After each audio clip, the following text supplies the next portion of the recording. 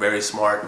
But we're doing it this way just due to the fact that he hasn't set up his channel yet, and I'm still waiting on 24 hours to go live on my YouTube since I'm so new to this. But you know, he's gonna answer my questions, and he's a very, very knowledgeable on everything Rockets. So, you know, I'm gonna start off asking Anthony, what did he think of the last two games, and defensively, do we have anything to panic about? Yeah, defensively, I mean, John Wall and Cousins will help. Cousins is not going to get bullied around in the paint like Wood. Mm-hmm. Wood really needs to improve his paint defense. Yes. But I don't know. It's always going to be hard guarding wing players. We're always going to struggle with that. We've never had a good winger in a while. Yeah. Like Daniel House, oh my god. Yeah. But with the arrival of Nwaba and Sterling, and also Sterling Brown, did you see anything did you see a defensive stopper that's going to help this team long term, or do all of them have a similar impact to the game? Nwaba's a good defender. He reminds me of like the energy Kenneth Faried brought to the team. Yeah, I agree. He's just energetic. He's not the best defender, but he's just really energetic. Yeah. Just all over the place. No, I agree. And I think that's something that we missed last year is the energy. There was sometimes you kind of feel like the team was just going. I felt like it was, I don't know, there was kind of like no energy. And there was a lot of arguments on the floor. But now when I see the arguments between Harden and his teammates, I feel like it's more of a learning curve more than anything. But last year I felt like it was more like arguments because, man, you blew your assignment, blah, blah, blah. But I feel like this year is more of, hey, you blew your assignment, but let's learn and progress from there. But, yeah, I mean, the defensive players that I see this year, there are a lot of question marks. But, I mean, I know you said with the arrival of Eric Gordon coming back and John Wall, you know, and Cousins, I don't think he's a solid defensive stopper, but he's not going to get pushed around like Nurkic. Also, I was going to ask you about Daniel House. I mean, how concerned are you about Daniel House? I know you're a big Daniel House fan. So, I mean, not fan, but I know you stick up for him when I do talk about. Go ahead. I was hoping to see more improvement. Yeah. It's just not happening at all. I mean, why do you think that? I mean, do you think the bubble has haunted him? Because he was playing well in the bubble. And yeah, I don't know. I think he took a bigger role these last 2 games because of his injuries. I think he still could be a decent bench player. Just like 15, 20 minutes a game off the bench maybe. So you don't see him as a starter? Hell no.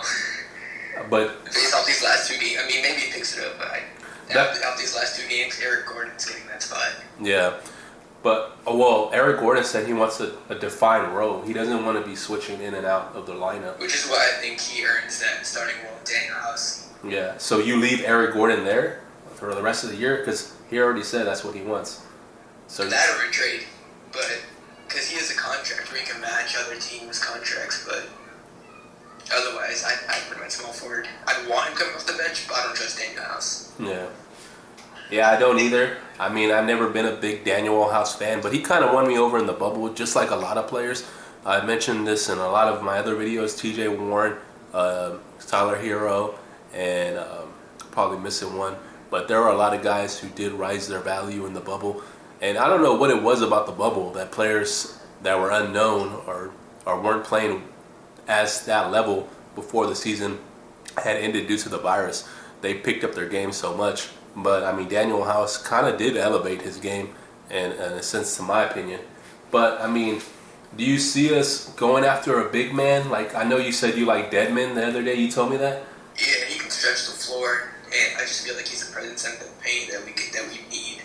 Because I think to be not a championship contender necessarily, but near there, Cousins needs to start. Yeah. Yeah, no, I agree with you. But can you tell me why Dedmon isn't a starter or on a roster as of right now? Is it money? Or you're not sure? Because I feel like he'd still accept the minimum. I think a team's waiting for the right time, maybe a deadline. Yeah. Because I felt like he had a big contract, and I think he got bought out. So I don't necessarily see where money will be the big factor, at least if he wants more. I don't really not familiar with the individual. I just know he's a pretty solid backup. at best. Yeah. So I think that's general. yeah, I mean, do you see Joe Green coming back? I mean, as of right now, because with all the wing players and the need that we need is big man off the bench. Yeah, So. I don't see him coming back. Maybe in a future, maybe next season if we can clear like Chris Clemens or something like that. Oh, he'll be 35 next year. Yeah. I don't see him. With his game though, I mean, unless he regresses completely, he's more of a catch and shoot guy with us. He's not as athletic as he was before. Yeah. He broke his foot, I think, going for a dunk in the preseason. So I don't think it was a horrible injury for him to come back from. You know, I think he'll. I mean, obviously you've seen him get that slam dunk in the preseason, so he's still elevating really high. But I watched a few of the highlights of the Sacramento. I covered them in my other video. But I did notice that Buddy Hield was one of the names that we're going to try to target in a trade. But in your opinion, is he worth trading Eric Gordon for? I mean, seriously. It's depending if Eric Gordon shows up like he did last season, I'd do the trade immediately. Yeah. But from what you saw from preseason. Preseason? Eric Gordon, he just needs to slash more. Yeah. No, I agree. His three-point shot's really streaky when he's feeling it. Just give it to him. But otherwise, he was doing really good in the bubble. He was our second best scorer in the bubble because Westbrook with his injuries and everything. Yeah, I felt like Russ out there in the bubble, he was stopping everything. There was just a hole on offense. He was trying to force things, but I mean that's last year. But I did take one note away that the Kings, they were doing similar. Their offense is so similar to Denver, as in they're slashing to the basket. But I noticed the Kings didn't shoot a lot of threes because they don't have a lot of three-point shooters. But like I said, they have Fox, and I know you're very familiar with Fox and Harrison Barnes, so they're all attacking the basket. I mean, can you do you think Christian Wood will get in foul trouble with that situation, or do you think he's going to get bullied? I think he'd do a little bit better because he's in Jokic. I don't know. They're not going to bully him much in the paint. It was more Jokic that was killing him. Yeah. No, I agree because Jokic was bullying the Kings. I mean, the Sacramento Kings that game when I showed the highlights, and he just looks like a man amongst boys. I mean, he looks like he's going to be a top MVP candidate, in my opinion. He's the best center in the league. He's better than Embiid. Yeah, because he makes his teammates better, and he's not a point guard. So I don't say that he has a similar game to Hakeem Olajuwon. I'm not saying that. I'm not going to compare him. Let's just make that clear. But I do want to say that he makes his teammates better. Defensively, he's average at best. Do you agree? That's the difference. Hakeem was amazing, but Hakeem wasn't as good as a playmaker as Jokic. Jokic is the best playmaking center I've ever seen. Yeah, me too as well. I can't even, I can't even fathom another player that will come to mind who would have 17 assists at the end of the game. And he leads the league in assists. If you didn't know, I'm not sure if you knew that. Yeah, he probably based off the last game because Harden probably more average. Yeah. Because Harden had the 17, but then last game I think he had 8, right? Was it 8? I think so. I think it was 8. Yeah. But I mean, come on, man. It was hard for Harden to get some assists in that game. I mean, his best teammate was Wood. I mean, I was screaming for somebody else to actually make a play in that game. And, I think Sterling Brown is a player that I think could be a big player. And we already know about Jashante. He's a little, sloppy at times, but Sterling Brown is a pretty good three-point shooter. And he held his own against defensively. And there was a lot of times where I realized some of these players are really not familiar with each other. No, not at all. Yeah. One thing that's scared Caboclo look horrible. Yeah. I'm worried about Caboclo, but luckily he isn't going to be as a big factor to this roster. He will be on this team. I'm not saying he's going to get cut, but once Cousin comes back, I don't expect him. But you know what I did? I did notice him and Christian Wood played kind of good together, but it's what's around them that's going to make them better, and everybody else is bad, Christian Wood should be the biggest player on the floor because of this their paint defense. He's a good perimeter defender, but yeah, he really is. I've seen him contest a few shots on the perimeter, and I thought he held his own. And I know that Coach Silas told Christian Wood that he wanted him to play the Porzingis role, but I just don't think Porzingis is as defensively, and like Christian Wood has his liabilities, but Yeah. they're not similar Christian defensively. Wood's athletic. Porzingis, you'll see him rarely even go for a dunk. Yeah, that's true. I remember when he dunked on Dwight Howard. Like, that was the highlight of his life. But yeah, Porzingis is just a better offensive player for right now. I mean, Christian Wood could surprise us. I mean, it just matters about the system and the opportunity some of these players get.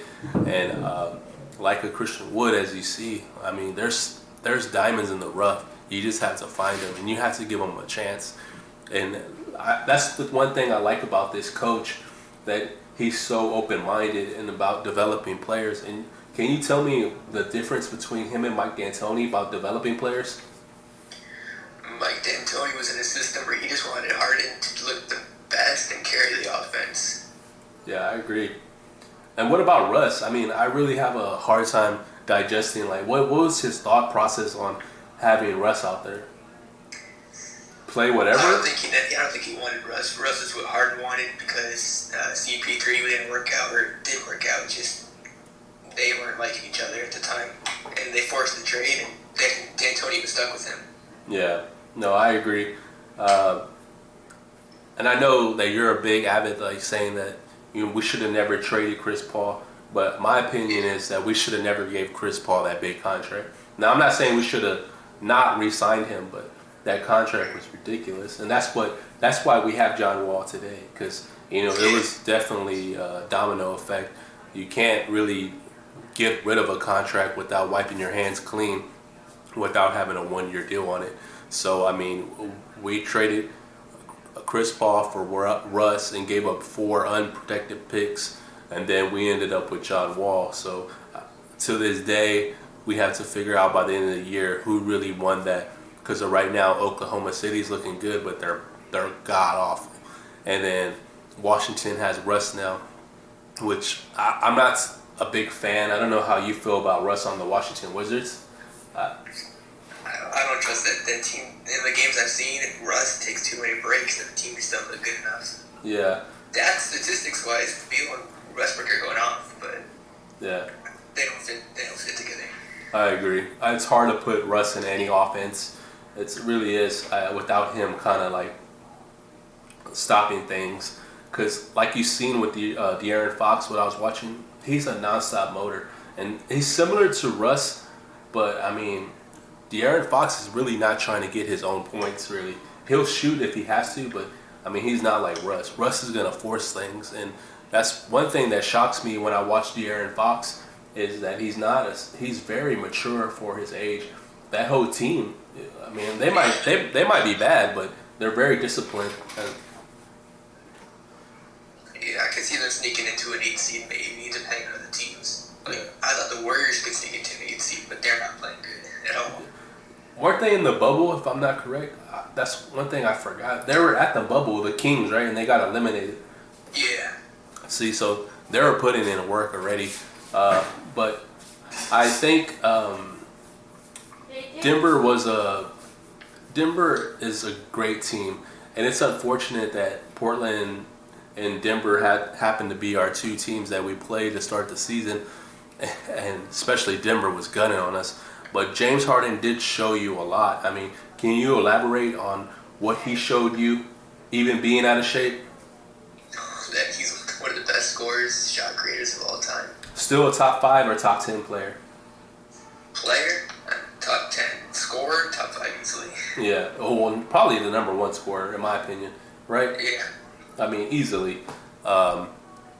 Even being fat Harden, but I mean, as of right now, I like the way things look. Coach Silas, he's a rookie. He has his hands full.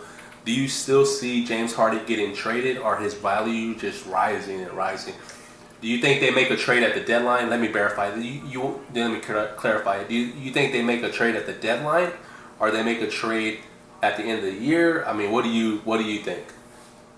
I think if the trade even happens, it's at the deadline, because it won't be because Harden wants to go. It'll be because the team got the right offer for a desperate team. And team's not going to go all in unless at the deadline they're on the border of good and great. Yeah. And what team could you see? I heard there were 6 teams. I don't even know if Brooklyn's still in that picture. I doubt it. I could still see the Heat, to be honest. Because when they said they were talking and they had a lack of like communication on picks, if the Heat are desperate, they'll throw the extra pick in. Yeah, I mean, obviously, I don't think the Heat will be as good as in the bubble. No. Yeah, I mean, I don't think they're. It was just like they got hot or they got lucky. I mean, they played hard, and I'm not going to take that away from the Heat. Played really hard. They earned to move on in advance, but I mean, they got hot and they made it to the NBA Finals, which we haven't seen since Hakeem Olajuwon. So we had our chance when Chris Paul went down.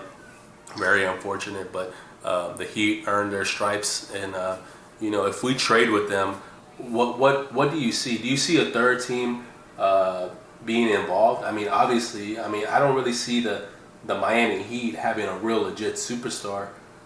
Yeah, I think if we want to stay competitive, we end up not taking Hero, sending them to another team, rebuilding, and getting their like older star.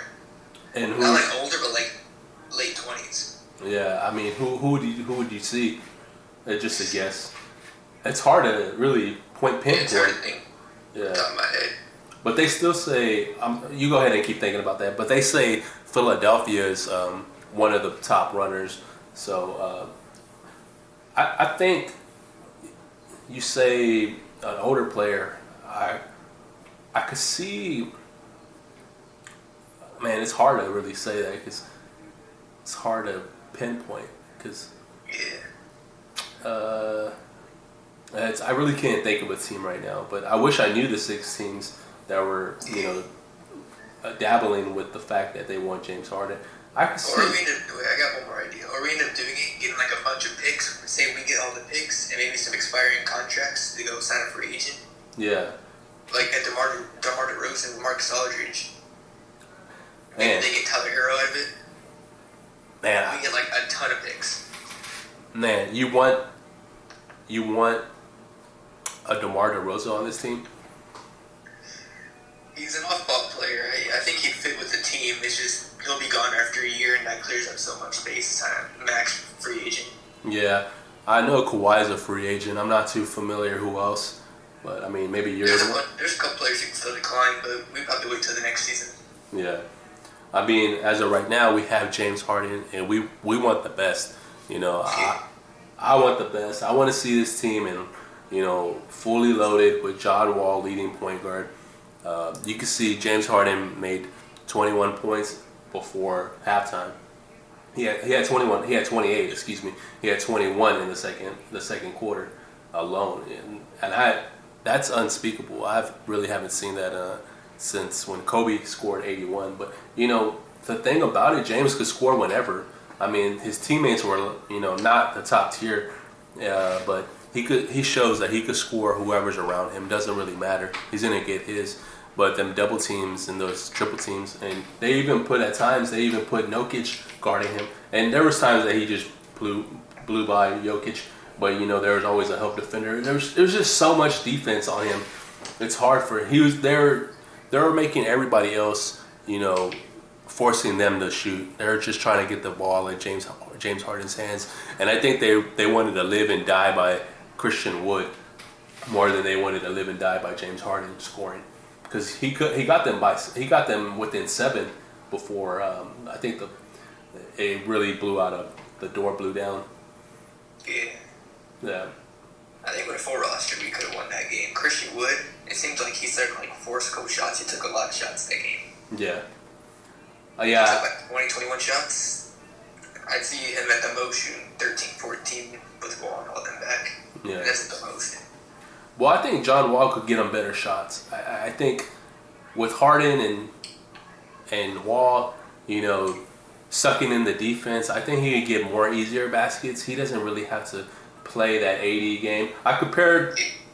Oh, go ahead. No, you're fine. I compared Christian Wood to Marvin Bagley. I was watching him. They have similar body shapes, not more because I don't really compare him to Anthony Davis because. We already know he's elite, whatever. But body types, he fits that Marvin Bagley defined body, and they have a similar game. I think Marvin is more of a better defensive player. He's a little faster, but I think in my opinion, Christian Wood's the better shooter, and the ceiling is high for him. So is it for Marvin. Just Marvin got the unfortunate to get drafted before Luka Doncic, and I don't think anybody's ever going to let that down. Getting drafted before Luka, I mean, come on, man. That organization is a pile of poop, but to see them actually playing well and getting led by Fox is a pretty good sight for the NBA and for that whole Sacramento organization. But there's a few more things I wanted to get into.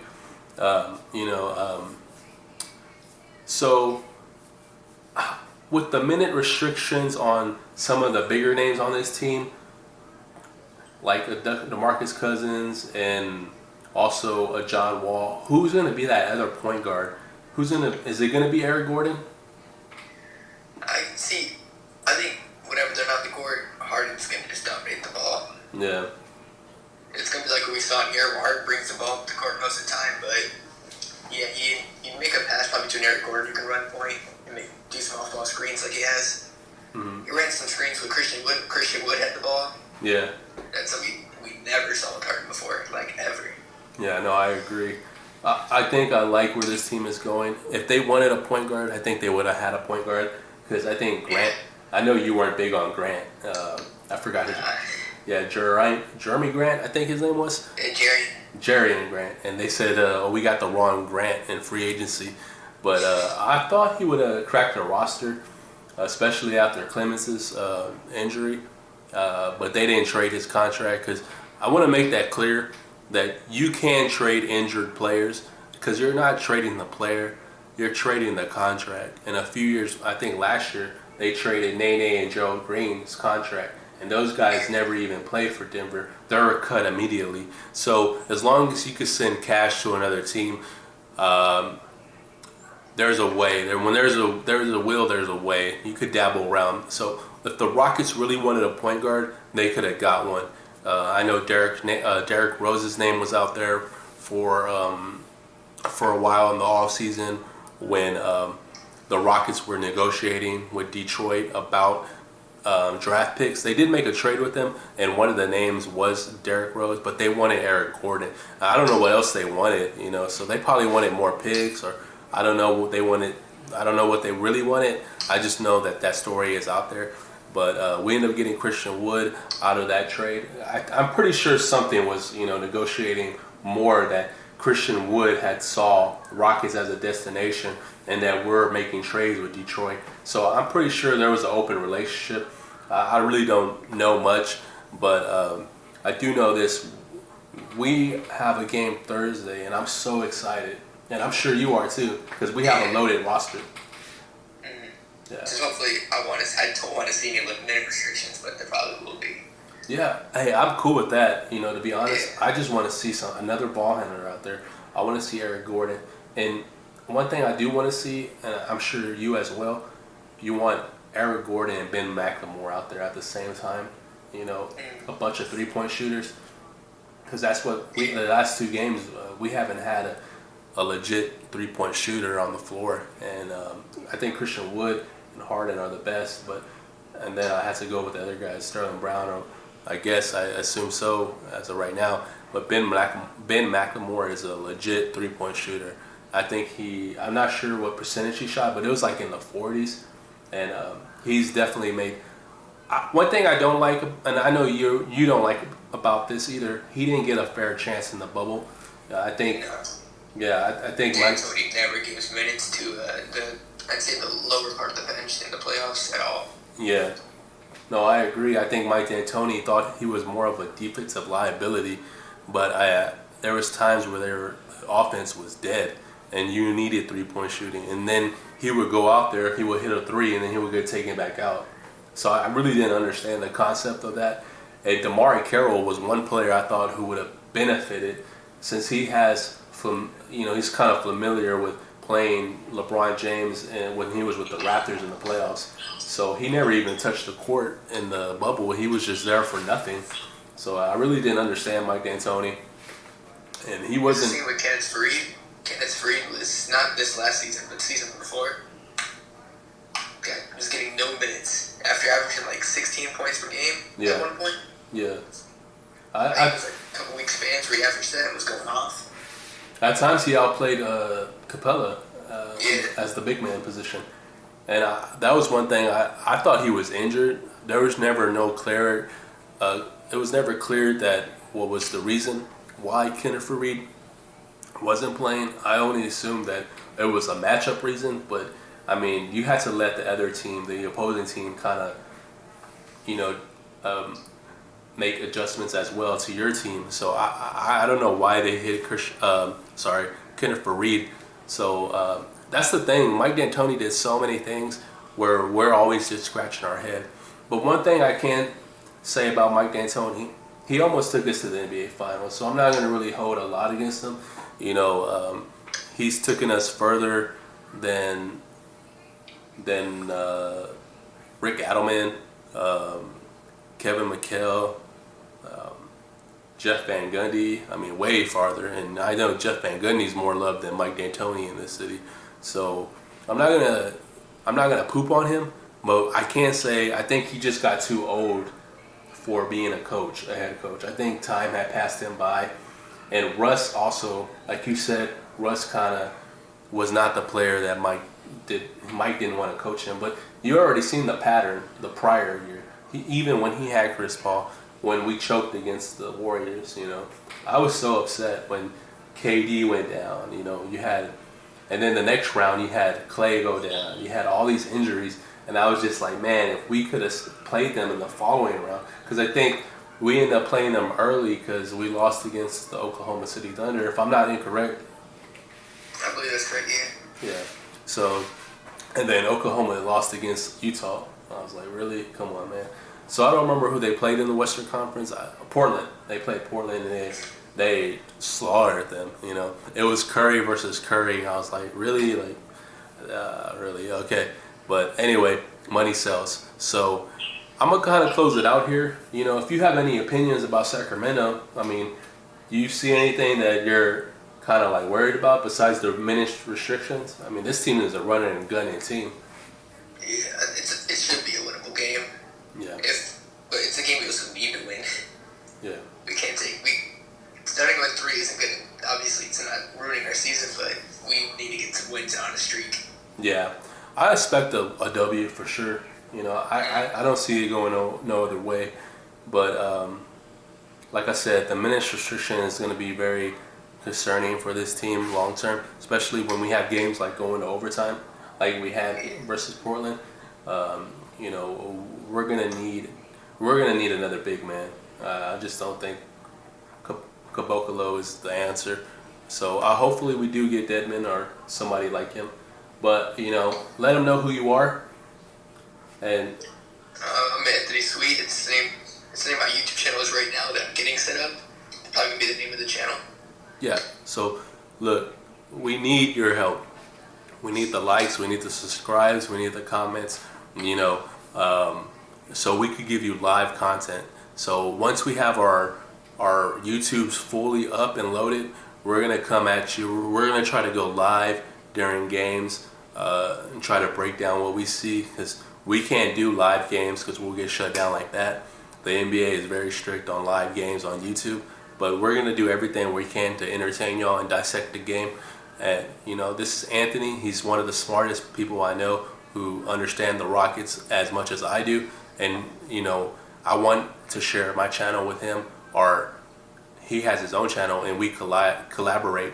And you know, always clicking, making videos for y'all. We always want to keep y'all. And it doesn't have to just be Rockets basketball news.